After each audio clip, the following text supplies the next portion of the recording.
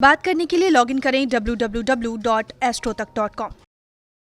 जय माता दी मित्रों, मैं एस्ट्रो राजेश शर्मा astrotak.com के नवीनतम कार्यक्रम में आप सभी का हार्दिक स्वागत करता हूं, अभिनंदन करता हूं। मित्रों, समय समय पर हम आप सभी के सम्मुख नवीनतम जानकारियां लेकर उपस्थित होते हैं। ये एक तरह से देखा जाए तो नवीनतम जानकारियों की एक श्रृंखला हम चला रहे हैं और इसमें भांति भांति के जानकारियां, यानी आपके कुंडली से संबंधित जानकारियां या हिंदू रीति रिवाज से संबंधित जानकारियां या हिंदू संस्कृति से संबंधित त्योहारों से संबंधित जानकारियां लेकर हम समय समय पर आप सभी के सम्मुख उपस्थित होते हैं और हमें आशा है कि आप सभी इन जानकारियों से लाभान्वित भी हो रहे हैं। इसी क्रम में मैं आप सभी से हमेशा एक निवेदन करता आया हूं कि जो भी वीडियो हम अपलोड करते हैं, इन विशेष जानकारियों को अधिक से अधिक लोगों तक पहुंचाने के लिए आप हमारे वीडियोस को लाइक करें और शेयर करें। अगर अभी तक आपने हमारे YouTube चैनल को सब्सक्राइब नहीं किया है तो कृपया इसको सब्सक्राइब कर लें, जिससे कि जब भी हमारा नया वीडियो अपलोड होता है आपके पास में एक नोटिफिकेशन आ जाए। मित्रों, यदि आप में से कोई भी अगर मेरे से बात करना चाहता है, अपनी कुंडली के ग्रहों के प्रभाव और उनके उपाय के विषय में जानना चाहता है, तो आप www.astrotak.com की हमारी साइट के ऊपर आकर एस्ट्रो राजेश शर्मा के प्रोफाइल यानी मेरे प्रोफाइल को क्लिक करें। आपका फ़ोन मुझ तक आ जाएगा और जो भी समस्या आपके जीवन में चल रही है उसके विषय में हम आपस में बात कर सकते हैं। आप अपनी कोई भी समस्या मुझे लिख कर भी भेज सकते हैं। मित्रों, जो हमारा क्रम चल रहा है उस क्रम में आज हम बात कर रहे हैं पंच महापुरुष राजयोग की। समय समय पर हम अनेक प्रकार के योगों के बारे में आप लोगों के सम्मुख विशेष जानकारियां प्रस्तुत करते हैं और इसी क्रम में आज पंच महापुरुष राजयोग किस प्रकार से बनता है और इसके लाभ क्या होते हैं। देखिए, कुंडली में कोई भी ग्रह, वैसे कोई भी ग्रह नहीं बोलना चाहिए क्योंकि 9 जो टोटल ग्रह होते हैं उनमें से 2 ग्रह राहु और केतु छाया ग्रह माने जाते हैं, 2 ग्रह प्रकाश ग्रह माने जाते हैं, सूर्य और चंद्रमा, और बाकी के जो 5 ग्रह बच जाते हैं वो तारा ग्रह माने जाते हैं। तो इस वाक्य को हमें इस प्रकार से बोलना चाहिए या समझना चाहिए कि कोई भी तारा ग्रह यदि कुंडली के केंद्र में पहला, चौथा, 7वां और 10वां जो घर होता है वो कुंडली का केंद्र माना जाता है। कोई भी तारा ग्रह कुंडली के केंद्र में यदि स्वयं राशि का या अपनी उच्च राशि का विराजमान होता है तब वो पंच महापुरुष राजयोग कहलाता है। एक बार फिर से बोलता हूं, कोई भी तारा ग्रह यदि कुंडली के केंद्र में स्वयं राशि का यानी अपनी ही राशि में बैठ जाए या उच्च राशि का यानी अपनी उच्च राशि में बैठ जाए तब पंच महापुरुष राजयोग का निर्माण कुंडली में हो जाता है। पंच महापुरुष राजयोग का निर्माण जिस भाव में होता है उस भाव से संबंधित विशेष फल व्यक्ति को जीवन में प्राप्त होते हैं।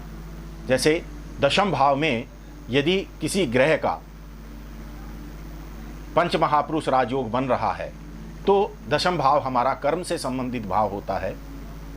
हम क्या कर्म करेंगे, यानी हमारा प्रोफेशन क्या होगा, हमारा कार्य क्या होगा, किस कार्य के द्वारा हम जीविका अर्जित करेंगे, धन अर्जित करेंगे, उस भाव से संबंधित यानी हमारे प्रोफेशनल लाइफ से संबंधित शुभ परिणाम हमें प्राप्त होने शुरू हो जाते हैं।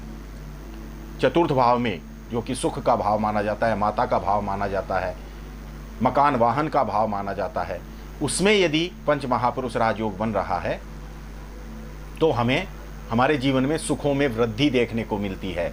अपना मकान, अपना वाहन, माता के स्वास्थ्य और माता से संबंध मधुर बनते हैं।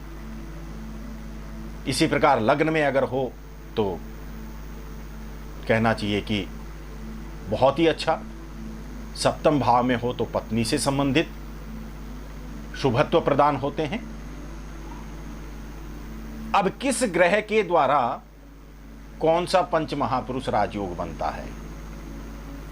देखिए, अगर इसको निरंतरता में लें तो मंगल, बुध, गुरु, शुक्र और शनि, इन पांचों ग्रहों से पंच महापुरुष राजयोग का निर्माण होता है। सर्वप्रथम मंगल यदि स्वराशि का होके, स्वराशि कौन सी, यानी मेष राशि या वृश्चिक राशि में केंद्र में विराजमान हो, या अपनी उच्च राशि यानी मकर राशि के अंदर में मंगल विराजमान हो, तो रोचक नाम का पंच महापुरुष राजयोग कुंडली में बन जाता है। मंगल के बाद में बुध। बुध यदि स्वराशि का केंद्र में विराजमान हो, यानी मिथुन राशि और कन्या राशि में विराजमान हो, या उच्च का होके, उच्च का वो स्वयं अपनी ही राशि में उच्च का होता है, यानी कन्या राशि में, तो बुध यदि मिथुन और कन्या राशि में केंद्र में विराजमान होते हैं तो ये भद्र नाम का पंच महापुरुष राजयोग बनाते हैं। इसके बाद में देवगुरु बृहस्पति। यदि बृहस्पति स्वयं अपनी राशि यानी धनु या मीन में विराजमान हो, या फिर उच्च के होके विराजमान हो, कर्क राशि में देवगुरु बृहस्पति उच्च के होते हैं, तो ये हंस नाम का पंच महापुरुष राजयोग बना देते हैं, जो कि बहुत ही उत्तम राजयोग माना जाता है। देवगुरु बृहस्पति के बाद में शुक्र की बात करते हैं।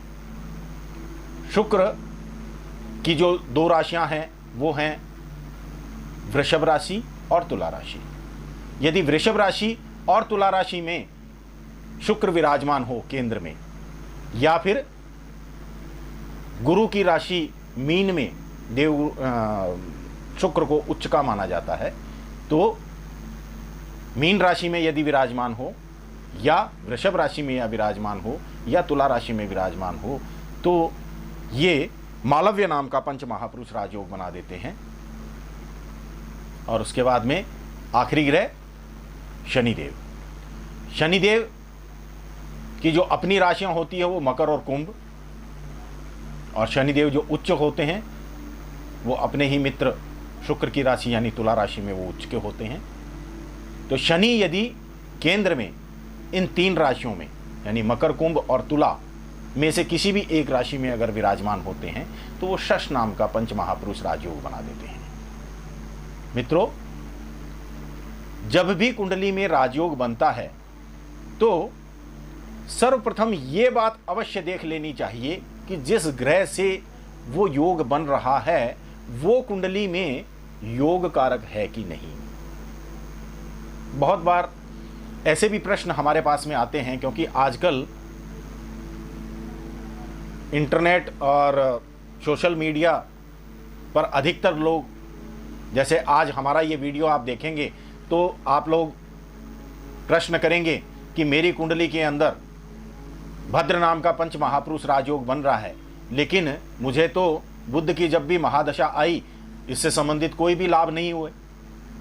तो सर्वप्रथम देखना यह होता है कि जिस ग्रह से आपको राजयोग बन रहा है वो आपकी कुंडली में योग कारक है कि नहीं। यदि वो ग्रह जैसे कि मेष राशि अगर आपकी है तो आपकी कुंडली के हिसाब से, या मेष लगन आपका बनता है तो आपकी कुंडली के हिसाब से बुध जो होंगे वो तृतीय भाव के और षष्ठम भाव के स्वामी होंगे, अतः आपकी कुंडली के अंदर में ये योग कारक नहीं माने जाएंगे। तो यदि आपकी कुंडली में, यहां तो मेष राशि में तो केंद्र में विराजमान वो नहीं हो सकते, क्योंकि बुध की राशि केंद्र में बनती ही नहीं है, लेकिन अन्य कोई उदाहरण अगर हम लें और कुंडली के अंदर वो, जैसे कि कर्क राशि अगर हम ले लेते हैं, कर्क राशि में अगर हम देखें तो शनिदेव वो मारक अवस्था में होते हैं, और यदि कुंडली में सप्तम भाव में शनि विराजमान है तो स्वराशि के होके शश नाम का पंच महापुरुष राजयोग बना दिया। परंतु चूंकि वो स्वयं मार्केश हैं, स्वयं मारक हैं, तो उस पंच महापुरुष राजयोग का आपके जीवन में विशेष महत्व नहीं रहेगा। वो उतना फल नहीं देगा जितना कि नॉर्मल कंडीशन में, यानी अगर आपकी कुंडली में योग कारक ग्रह पंच महापुरुष राजयोग बनाता है तो अपनी दशा अंतरदशा में आपको अत्यंत शुभ फल प्रदान करेगा। लेकिन मारक ग्रह यदि आपकी कुंडली में इस प्रकार के योग बना भी रहा है तो वो उतने शुभ फल आपको नहीं दे पाएगा जितने की एक योग कारक ग्रह दे सकता है। मित्रों, इसी प्रकार की विशेष जानकारियां लेकर हम समय समय पर आप लोगों के सम्मुख उपस्थित होते रहते हैं। आज इस वीडियो में यहीं तक। एक और नई जानकारी लेकर अगले वीडियो में शीघ्र ही हम आप सभी के सम्मुख उपस्थित होंगे। आज के लिए जय माता।